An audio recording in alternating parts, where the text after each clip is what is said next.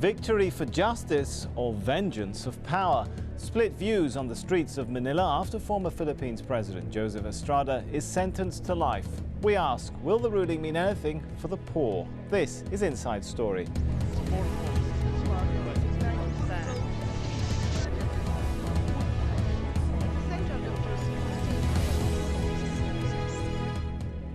Hello, I'm Sami Zeidan. In Manila, only a few hundred supporters waving Estrada's banners demonstrated in the rain after the verdict. Yet a public opinion poll carried out by SWS television in the Philippines shows that 53% of people there believe Estrada should have been acquitted. Well, Estrada himself says he'll appeal the verdict, a ruling he's calling political, by a kangaroo court. Hassan Ibrahim has been following the case.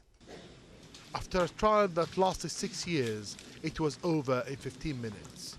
Finding the accused, former President Joseph Estrada, guilty beyond reasonable doubt of the crime of plunder. Joseph Estrada, once elected president in a landslide, was sentenced to reclusion perpetua or 40 years in prison. He was found guilty of taking bribes and payoffs while in office, totaling around $80 million. Estrada says he expected the verdict, but that it was a political decision, not a judicial one. Because this is the only forum that I can ventilate myself and tell the people, I show the people my innocence. But in spite of that, I think the decision is already dictated by those people on top. It is a political decision. Outside the court, his supporters agreed. The former movie star was once seen as a hero to the poor, one among them who did good. Elected in 1998, he was removed from office by a middle-class uprising halfway through his term after an impeachment attempt stalled.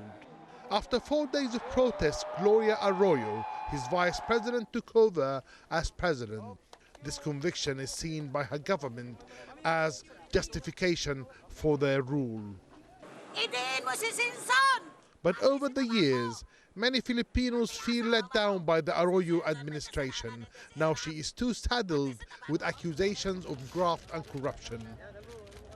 Estrada's supporters seem at a loss as to how best they can show their dismay. There have been calls for calm. The government, though, has prepared for the worst.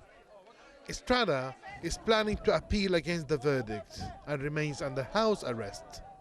The Arroyo government is determined to show that it's business as usual, but the verdict sends a signal that no one is above the law, and a similar case could await the current president once her term is over. Well, joining us to discuss the Estrada case and its implications, from Berlin, COBUS de SWARDT, Managing Director of Transparency International. From Manila in the Philippines, ROLAND SIMBULAN, Professor of Development Studies at the University of the Philippines and a Senior Fellow of the Center for People Empowerment in Governance. And on the line from Manila, Senator Francis Escudero, member of the Philippine Senate and Secretary General of the United Opposition. Thanks for joining us, all of you gentlemen. If we can start with Professor Roland. Has justice been served, or is this simply being twisted by a powerful ruling elite? What do you think?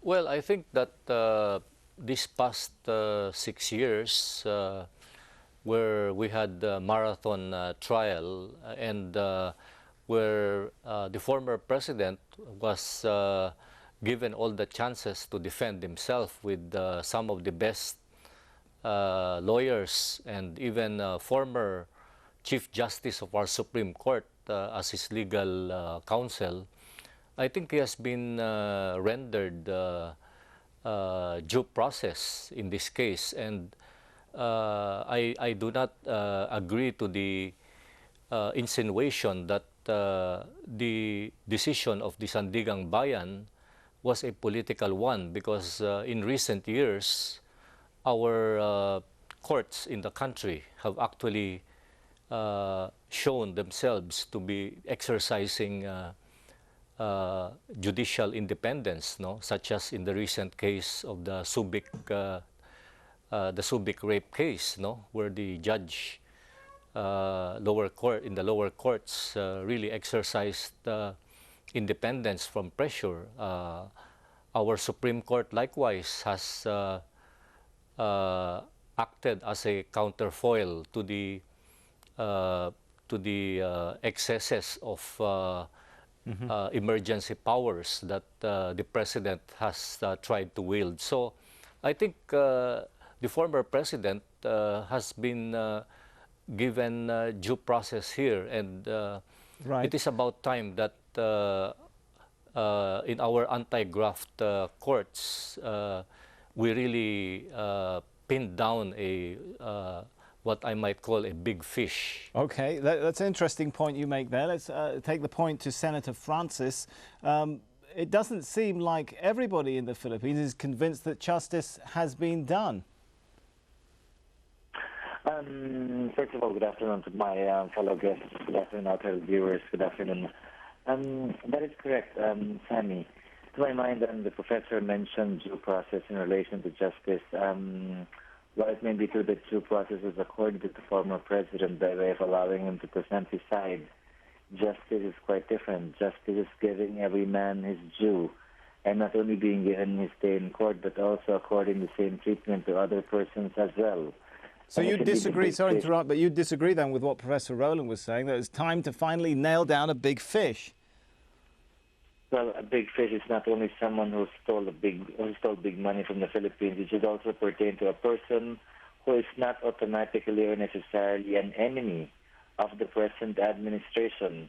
The big fish I would like to see, if at all incarcerated or if at all convicted of graft, would be a big fish that is close to the administration or is neither close nor far away from the administration for as long as he or she committed a violation of the law. I don't think it's a mere coincidence that the first big fish this administration supposedly caught happens to be their opponent or political opponent insofar as Philippine politics is concerned. All right, that's a very important, interesting angle you raised there. Before we get deeper into it, I want to try and bring in COBUS into the discussion. It's not the first time we've heard of corruption allegations against a former Philippines leader, is it? Well, give us a little bit of view here about how deep corruption runs in the system. Well, thank you very much for this opportunity to share some ideas with you. As you mentioned, this is not the first big fish that's been put through the court system. And in our view, it is very important to show through this case that indeed nobody is above the law. Very importantly, we hope that this case would reinvigorate attempts across the world to hold public officials and politicians accountable. And for that reason, it is very important that we don't rely purely on the court processes, but to make sure that we have declaration of assets of politicians and public officials by the time they take office, when they leave office, and very importantly, at regular intervals after they've left office. But COBUS, do you think it was helpful? Sorry to interrupt you, but do you think it was helpful, the point that Senator Francis was raising, that the first big fish, which seems to be the term we're using, the first big fish that is caught is a former leader, someone who is at political odds with the current leaders of the country? Yes, that is important. But what is very important is also that current leaders must not be above the law.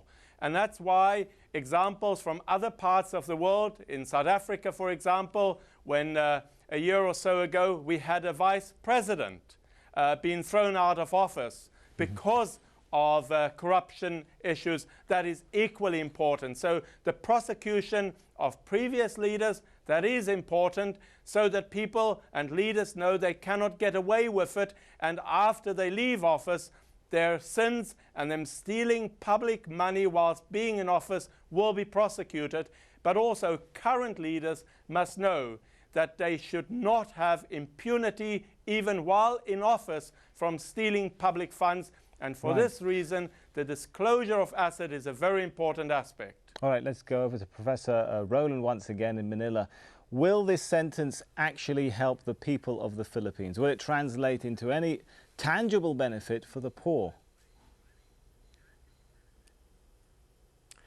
Well, first of all, before addressing that question, I'd like to point out that President Estrada was originally impeached by the people in 2001, no? Before his formal trial in our anti-graft court. He was impeached by the people when he was still sitting as president because of his lavish lifestyle, which were exposed by the media and by vigilant citizens groups and civil society. An impeachment process was started according to our constitutional processes, but that was stopped by his allies in the Philippine Senate, which was trying him. So it was the direct action of civil society that actually impeached him towards a new government succeeding him, no?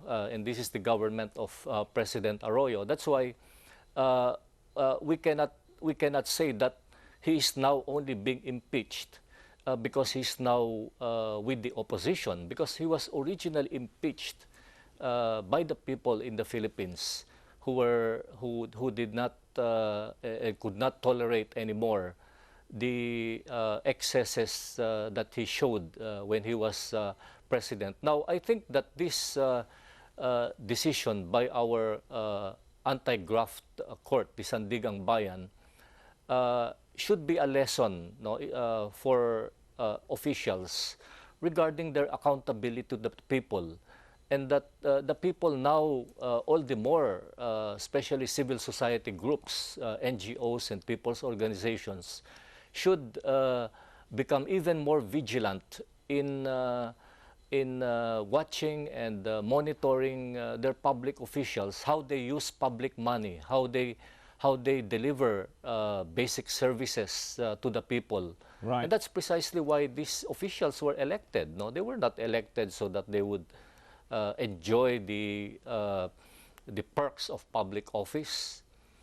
It should be a lesson to those in power. We're going to pause on that thought for a moment. A former leader gets convicted of corruption, not an unfamiliar story in Asia, but does it actually reduce corruption in the region? We'll pose that question after the break. Stay with us.